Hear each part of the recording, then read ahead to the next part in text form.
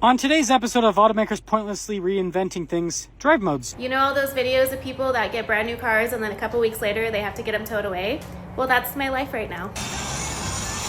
Nothing beats a Jet 2 holiday. Okay, so today we have another classic one for the channel. We're going to be taking a look at some modern vehicles and how much of a dumpster fire this has become. New models need to come out every single year with more tech, more electronics, and a higher price tag. Even though the quality's in the toilet from every manufacturer, it does not matter. We have a ton of stuff to go over today, along with comments from you guys from previous videos. So if you want to be featured on a future video, leave in the comments down below. But let's start off with a manufacturer that I thought was on the come up, but has been having a ton of problems with a particular model lately. My 2025 Mazda CX-90 has been in the service department for the past 2 weeks, and when I called to get an update today, they told me it could be there for the next 5 months. So let's just hop into it really quick. 5 months ago, I bought a Mazda CX-90 with everything included, and it was a hybrid plug-in model. 2 days into having the car, I had to bring it back to them because it was not charging. 4 months in, I had to bring it back because it was leaking fluid. And most recently, I had to bring it in at 5 months and it's needing a new transmission. They're telling me that my transmission is on back order until the end of April, which would definitely classify this car as a lemon. They gave me a non-comparable vehicle as a loaner. And anytime that I reach out to anyone from corporate or certain parts of the dealership, I am ignored or given no answers. So we'll head right over to the comment section because the Mazda PR team was trying to put out this fire as fast as possible. Hey Alyssa, we're so sorry you're dealing with this. Please know we're following up with our team about your situation and have shared this video with them. But the situation didn't get much better because she replied, thanks, because they called me yesterday and were not helpful at all again. But we'll go through some more comments as a junkyard near my house. So many CX-9 and CX-90s. Another comment that I thought was odd almost sounded like PR. I understand your frustration. This is an issue Mazda is working to fix. Unfortunately, the parts are hard to find. I recommend trading in with a different dealership. Is this guy getting paid to comment this? It just sounds like very odd corporate talk. But the creator replies again, how could I trade in a vehicle that's sitting in a service department unable to drive? Very good point. Mazda needs to buy this vehicle back. It's their responsibility. It's a brand new car, 2025. I knew as soon as she said hybrid. Yeah, the Mazda plugins suck. The gas models are just fine, but the plugins are not good at all. Because I've talked about people liking the Mazda CX-5 at being pretty well priced, at least in comparison to CR-Vs or RAV4s, and they're pretty reliable, but the plug-in hybrids are a different story. There's a lot of examples like this on social media, people talking about their CX-90 plugins just having a whole host of issues, but we could go over and check out some more examples. You know all those videos of people that get brand new cars and then a couple weeks later they have to get them towed away? Well, that's my life right now. New girl died on me last night. We're waiting for the tow truck to come pick her up. At least I still have my trusty old girl over here, Silver Fox. She's always done good to me.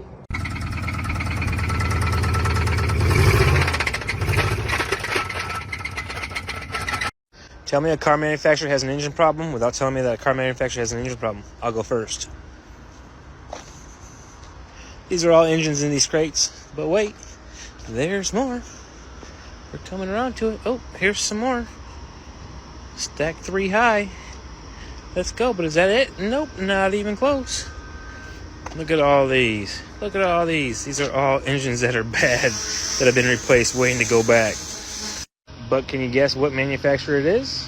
So somebody screenshotted one of the boxes in the video and it seems to be a Hyundai problem, but just a sea of new engines. Oh man, gotta be Kia or Hyundai. Nobody's seeing this thinking anything other than Hyundai or Kia. But the clip before that was a Nissan Rogue, motor blown with a little over 20,000 miles on it. That's it. Hope they cover it on warranty. Nissan are bad cars. And then going back to the first one with the Chevy, if we're calling Jeep our trusty vehicle, I think we need to do some research on our transportation better. Chevy's being so unreliable. That's why I went to a Toyota Grand Highlander after lots of research. Keep that in mind. We'll talk about that in a little bit. But like we've seen before on this channel, there are so many different examples of this. Here's an Escalade going up on a truck, getting towed away. Not surprising with these types of vehicles, the Escalade, the Suburban, the Yukon, all have the same engine and then the same problems. It doesn't matter if you spend upwards of almost $180,000 for one of these Escalades. That's what we've seen before. A very interesting comment from this clip as well. 2025 Infiniti QX80 is the way to go for real. I don't know about that one, it still is a Nissan product. Same thing happened to me, traded in right after, never buying it again. It happened with my 2021 Tahoe and then 2024 Escalade. It took 2 separate times for you to realize that you maybe shouldn't buy these again, but it doesn't really matter in the eyes of the manufacturer. If you're still buying, they're still going to advance, putting even more tech and needlessly solving problems that didn't exist in the first place, just making everything needlessly complicated for no reason other than the illusion of progress.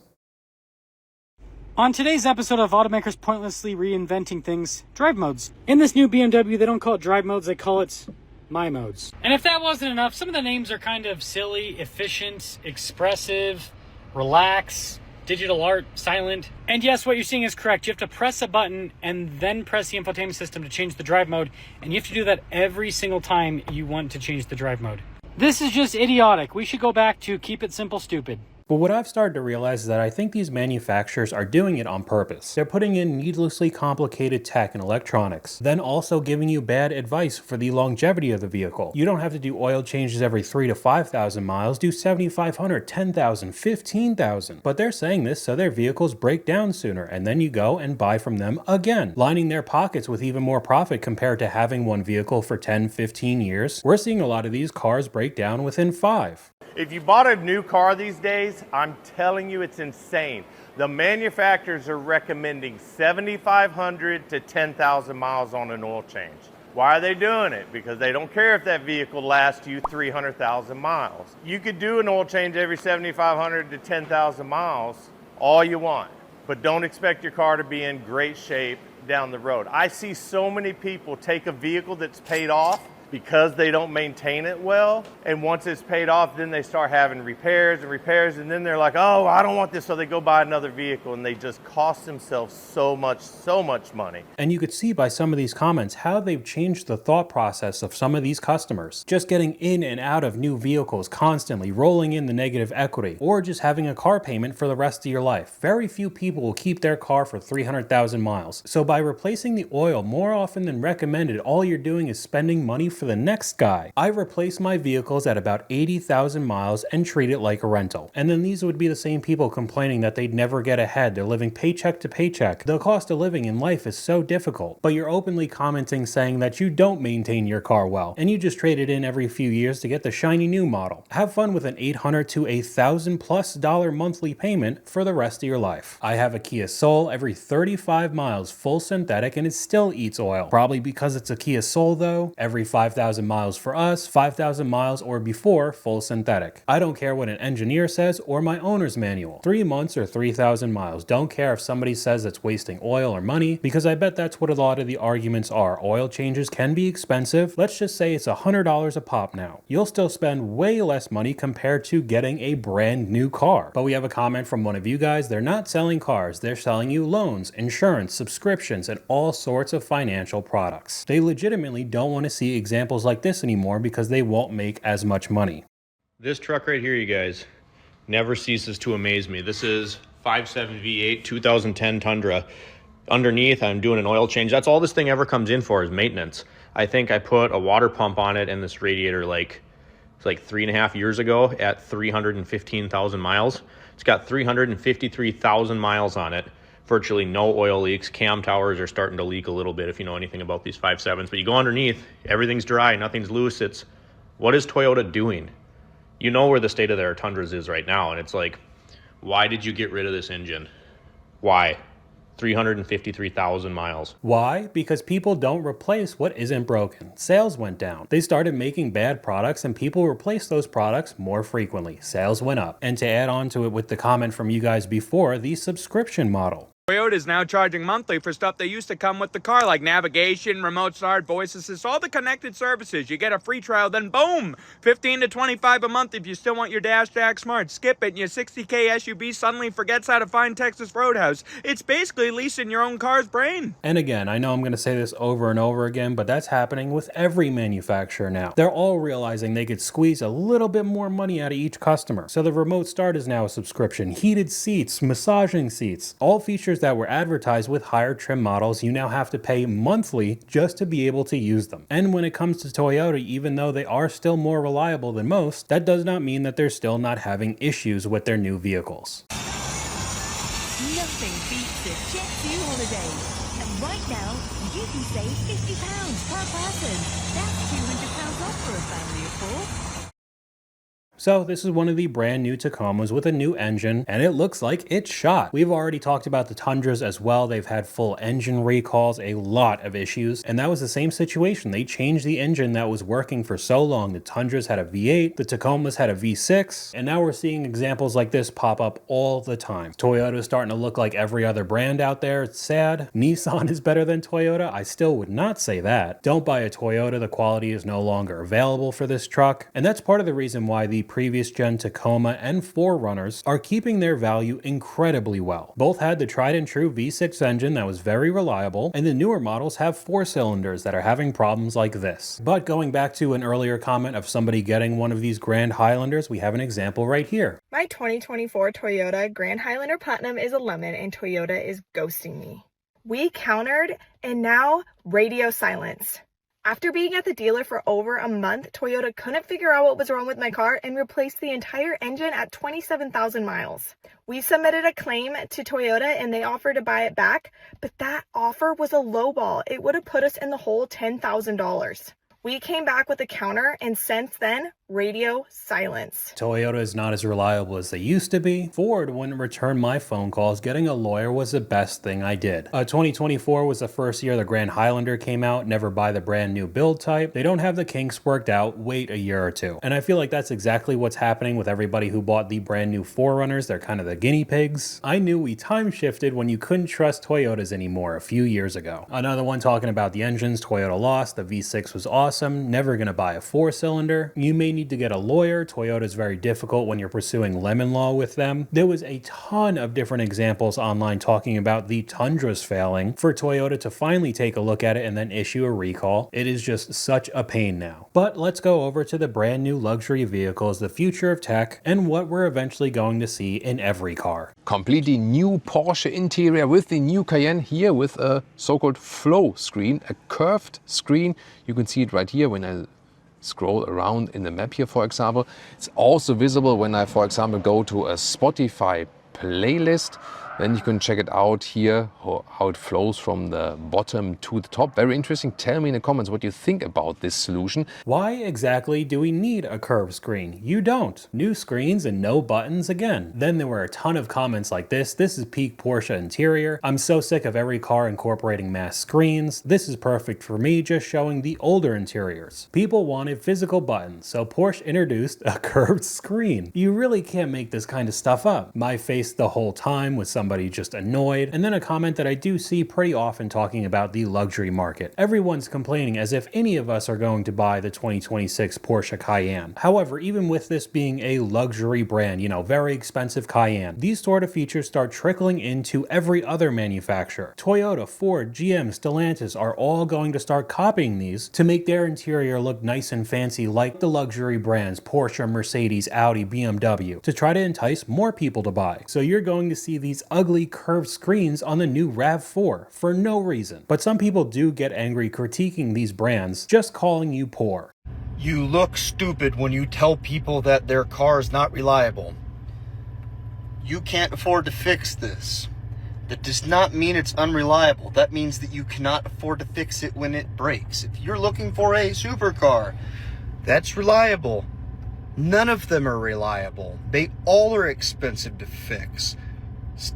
It just makes you look ignorant. Stop it. Yeah, you don't know what you're talking about. You're just poor. You can't afford it. Reliability has nothing to do with cost of repairs. McLarens are one of the least reliable supercar makers. Another one with an image that just says no correlation. And then he's replying to almost every one of these comments. Have you ever owned one? What supercar do you have? So I guess if you didn't make the poor financial choice like he did, buying a McLaren, you're not allowed to talk about the terrible reliability. I'm trying to think of a car channel that I watched a while ago that that was just a huge saga with how terrible specifically McLarens are made. That's what it was, JM on cars. He talked about his own experiences with the vehicle along with some of his friends, how terrible the craftsmanship was and the reliability was awful. But I guess you are screaming into the void with some of these examples like the last guy. Their whole identity is materialism and having items that other people don't have. But we'll move on, still talking about the luxury market and some of the costs for maintenance and repair.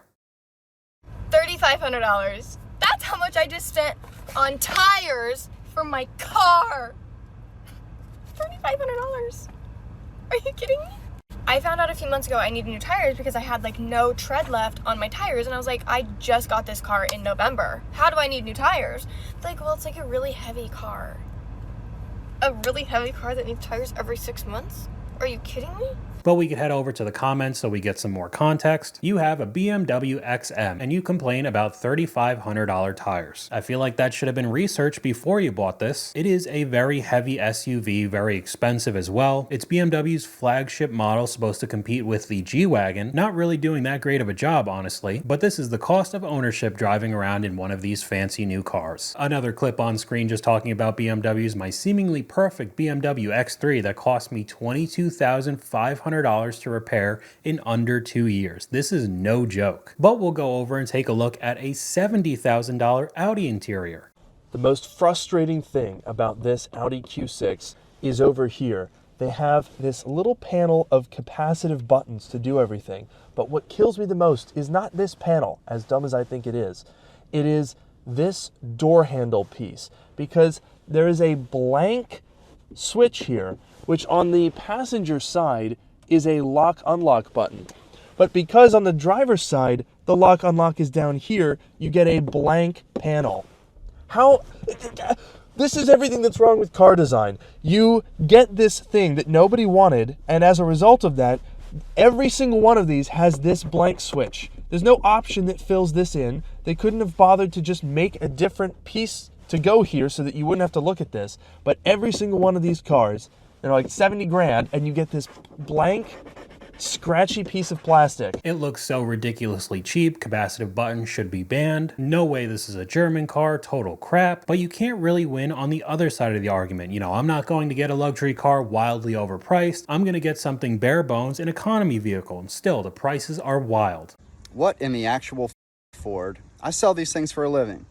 And this is a 2025 F-150. It's an XL two-wheel drive, like work truck, like basic work truck. It doesn't get any more basic than this one. Look at this. $39,345. How the f am I supposed to sell these things, Ford? 40 grand for a base model two-wheel drive truck? Like, you're making it hard on me. So that is the absolute bottom line when it comes to full-size work trucks now. Two-wheel drive, single cab, nothing special, and it's still $40,000. But it gets way worse than this. Yeah, we're here at the Central Florida Auto Show with the guys. Buddy, let me tell you, I'm looking at these prices, and if y'all not shopping with us, I don't know what you guys are doing. They want 71 grand for this brand new Grand Cherokee. But bro, I'm gonna tell you right now, it's like a $45,000 car, maybe, if that. $70,000 for a Jeep now, too. And we have another comment from you guys here. It's only a matter of time until they run ads on your 3-screen dashboard. If you do remember a few months ago, they were trying to put ads into Jeep models. Whenever you'd be stopped at a stoplight, your iPad would light up with advertisements trying to get you to buy more crap. It did get a whole bunch of press and really heavy pushback, so it did end up going away, but I wouldn't doubt that we'd see something like that in the future.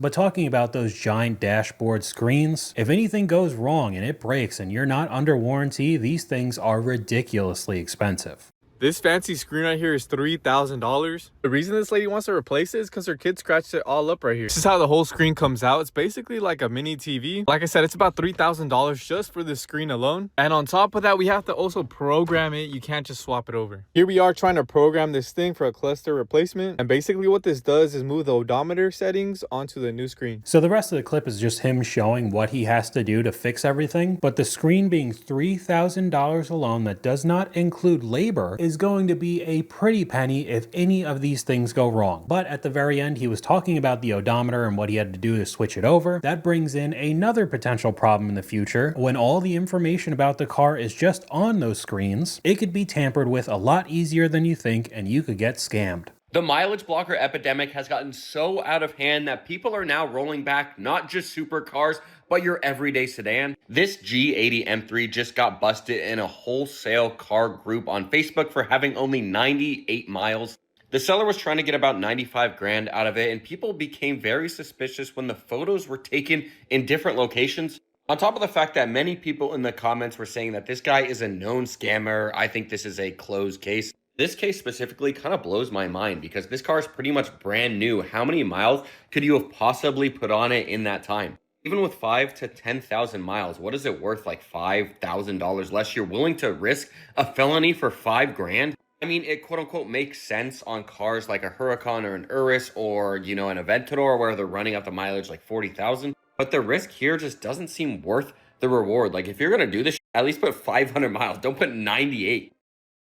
Now, even with how stupid that example was, if it really starts becoming this easy, why wouldn't people do it on Honda Civics or Corollas? Just normal everyday cars start rolling back the odometer, make it look like it's in a lot better shape than it actually is. I don't know, I'm just worried that this could happen a lot more in the future, but we'll just move on to the next clip. You know what? If the industry wants 50-year house loans and 15-year car loans and 5-year cell phone loans, then I think we need a law that says that every manufacturer is responsible for that product working and lasting 100% for the entire length of the finance period. If you finance your house for 50 years, everything in that house has to work for 50 years, appliances included, and that means the builder is responsible for the cost. If it doesn't work, their problem, they have to fix it. They get no recourse, no option out. Cell phones are financed for 5 years. That cell phone has to function at 100% for the whole 5 years. If it doesn't work, if it's a manufacturer defect, if it breaks, they have to replace it. Their cost, no recourse out of it. And then cars. If you have to finance a car for 15 years, then the manufacturer of that car has to replace everything on it for the first 15 years. I'm talking bumper to bumper coverage. Everything in that some gun has to be covered, because if we're financing things for 15 years, they should have to work for the entire length of the finance period. And of course, I agree with this. They should work, but this would never happen. These companies would actually have to make good products that'll last long. They would all just implode. I mean, we've talked about new construction builds all the time on this channel, just the worst quality. Same thing, of course, with the car market, even phones. Magically, after a few years, if you don't upgrade your phone, the newest iOS update just starts draining your battery faster, or it's laggy. Maybe some of the apps don't work anymore. Oh, I guess you have to buy the newest one. That happens time and time again and drains your wallet. We have another comment from you guys here. 60 years ago, they thought we'd have flying cars. Flash forward 60 years later, we wish we had our 60-year-old cars back. I mean, a great example of that is this next clip. More modern cars trying to fix things that didn't need fixing.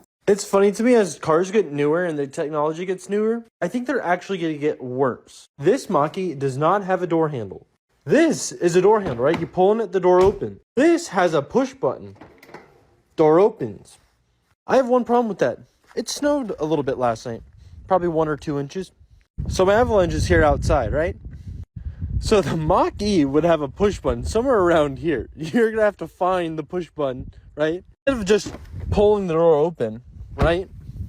Wow, that actually worked. So the push button would be somewhere around there. They're changing things that don't need to be changed for reasons completely unknown. I personally think it's the illusion of progress. Look, we did this new thing on the 2025 model, and then on the 2026 one, we changed this and that, even though nothing was wrong in the first place. But because of the constant upgrades, there's just more problems that come along with it. Now I know that there's a good amount of people out there that are not really into cars, and I completely understand that. I'm not saying everybody's got to be a car person. So hopefully that's what these videos help you guys out for, because we have a screenshot right here. I have to get a new car. Please give me pros and cons of each. And the first one she was looking at is a Jeep Grand Cherokee. And the next one was a Hyundai Santa Fe. So as you could see with the creator turning off comments, you could probably guess the reaction to this. There's a good amount of people that just look at the exterior or the interior. They like the way that it looks. They don't really look too much into the brand, the manufacturer, and they sign on the dotted line, getting into 5 or 6 figures worth of debt, not knowing there's going to be a whole host of problems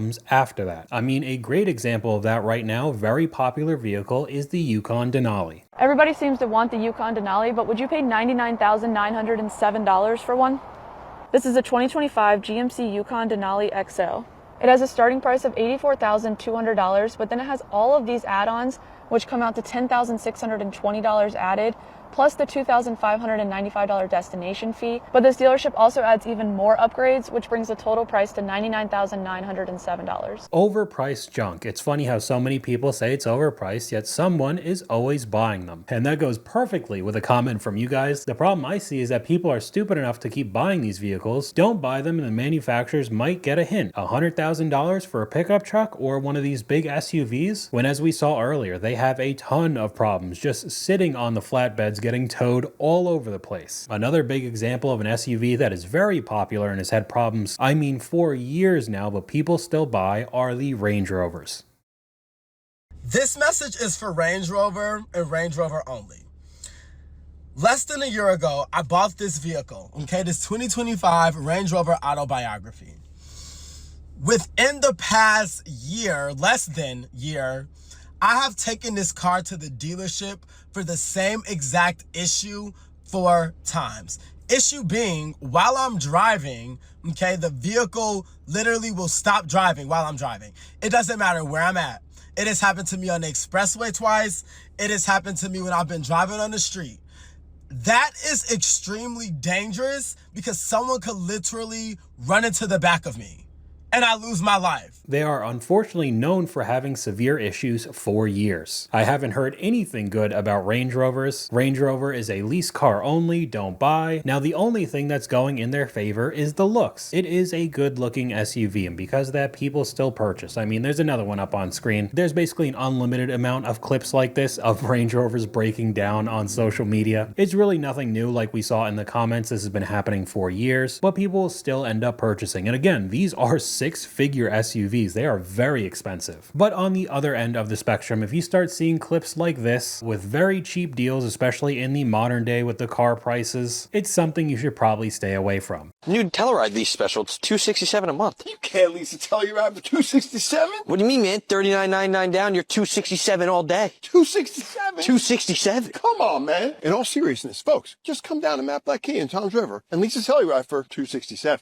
Taxes, fees, dock, license, wheels, and engine not included. The lease does not include towing or roadside assistance, which you'll absolutely need because it's a Kia. But specifically with the Telluride, the previous body style was very popular during COVID. A lot of people liked the way it looked, purchased it, and had a ton of problems. And now the brand new one that's coming out is kind of a Range Rover clone. That I bet will rope in even more people because, oh, it looks pretty, it looks like a Range Rover, but it's not $120,000. I'm just gonna buy this Kia instead and have these same issues down the road. But to finish off this video, it's a little bit of a tangent. I'm just seeing this still on TikTok Shop. I don't know how this is legal, but it does come into play with the modern technology and the screens everywhere. It just seems unbelievably dangerous to me. Instead of putting your phone here, or here, or here, or here to watch a show, just grab one of these adapters and plug it into your UPS port. Give it a second to load up, and just like that, you have Netflix, YT, wireless CarPlay, and Android Audio right inside your car. After you connect the Wi-Fi or hotspot, click on Netflix, and now you can watch all your favorite movies and shows right inside your car.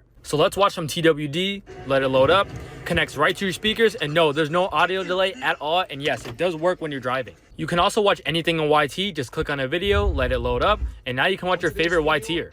It also comes with wireless CarPlay with no delay at all, and you can even listen to music. Why are we watching TV while we're driving? To pass time, better than texting and driving. Saving this video for the class action lawsuit. I know that this user is rage baiting people just to get more sales because there's an affiliate link and he'll get a kickback. I truly just don't know how this is allowed to be sold on TikTok. This seems extremely dangerous, but the more that I look up car videos, these sponsored posts are all over my feed as well. So just something to look out for. Maybe if you get into an accident, there could be a possibility that somebody is watching Netflix on their screen. But that's all I got for you guys today. Let me know what you guys think in the comments down below. YouTube thinks you'll like this video popping up on screen right now, but hopefully you guys enjoyed this video. If you did, please leave a like, and I'll talk to you guys later.